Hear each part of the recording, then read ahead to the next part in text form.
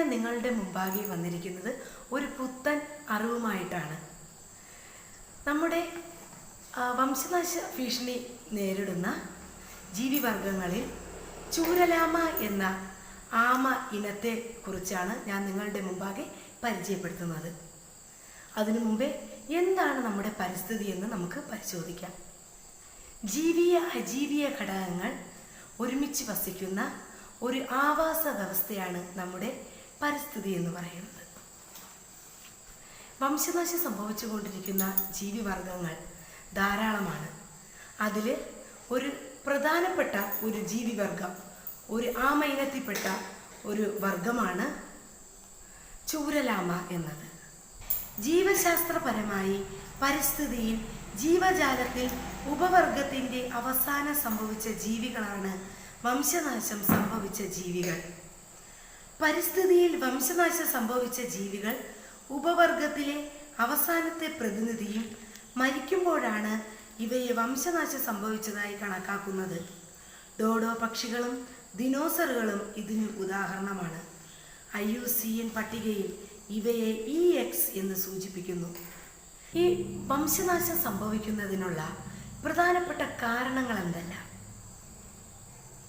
പ്രജനനം നടക്കാതെ പോവുകയോ പ്രജനനത്തിന് ആവശ്യമായ പ്രകൃതി സാഹചര്യങ്ങൾ ഇല്ലാതിരിക്കുകയോ മറ്റ് ജനുസുകളുമായുള്ള പ്രജനനമോ ഇതിന് കാരണമാകാം. വസൂരി വൈറസുകളെ മനുഷ്യർ ഉന്മൂലനം ചെയ്തതാണ്. അങ്ങനെ പല വിധത്തിൽ ജീവികൾക്ക് വംശനാശം സംഭവിക്കാം. ചൂരലാമയെക്കുറിച്ച് നമുക്ക് പറയാം. ചൂരൽ കാടുകളിൽ കാണുന്നതിനാലാണ് ചൂരലാമ എന്ന പേര് ലഭിച്ചത്. ഈ ചൂരലാമയുടെ പ്രത്യേകതകൾ എന്തെല്ലാം?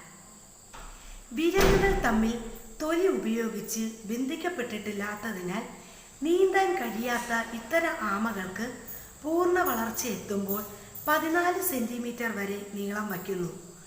മറ്റുള്ള മിക്ക ഉരകങ്ങളെയും പോലെ പെൺജീവിക്കാണ് ഈ ഇനത്തിലും കൂടുതൽ വലിപ്പം.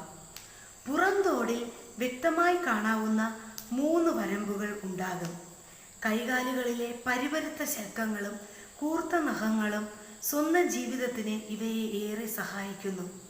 കണ്ണിന് ചുറ്റും പടർന്നിരിക്കുന്ന ചുവപ്പ് നിറം ഒരു പട്ട പോലെ പിന്നോട്ടെഴുതിയിരിക്കുന്നത് വ്യക്തമായി കാണാം. രാത്രിയിൽ ഇരപിടിക്കുകയും സഞ്ചരിക്കുകയും ചെയ്യുന്ന ഇവ മണ്ണിൽ മാളങ്ങൾക്കുള്ളിലും കരിയിലകൾക്കടിയിലുമാണ് പകൽ കഴിച്ചുകൂട്ടുന്നത്. ചൂരലാമ ഒരു മിശ്രഭുക്കാണെങ്കിലും മാംസാഹാരമാണ് കൂടുതൽ താല്പര്യം. മണ്ണിരകളും മറ്റ് ചെറുജീവികളും സസ്യങ്ങളുടെ തളിരിലകളും കിഴങ്ങുകളുമെല്ലാം ചൂരലാമ ഭക്ഷണമാക്കുന്നു. ഈ ചൂരലാമയുടെ ആവാസ വ്യവസ്ഥയെക്കുറിച്ച് നമുക്ക് പരിചയപ്പെടാം. വാഴച്ചാൽ വനം വിഭാഗത്തിലെ വാഴച്ചാൽ പ്രദേശത്താണ് ചൂരലാമയെ പ്രധാനമായി കണ്ടുവരുന്നത്. പറമ്പിക്കുളം ദേശീയോദ്യാനത്തിൻ്റെ തൊട്ടടുത്ത് സ്ഥിതി ചെയ്യുന്ന ഈ പ്രദേശത്തെ വനസാന്ദ്രത വർദ്ധിപ്പിക്കാനുള്ള ശ്രമം നടന്നു വരുന്നു. വംശനാശത്തിൻ്റെ വക്കിലുള്ള ഈ ജീവിയെ രക്ഷിക്കണമെങ്കിൽ നിത്യഹരിത വനങ്ങളുടെ പുനർനിർമ്മാണം, ആവാസ വ്യവസ്ഥകളുടെ പുനരാവിഷ്കരണം, ആവശ്യമായ സംരക്ഷണം എന്നിവ അത്യന്താപേക്ഷിതമാണെന്ന് ശാസ്ത്രജ്ഞന്മാരെ അഭിപ്രായപ്പെടുന്നു.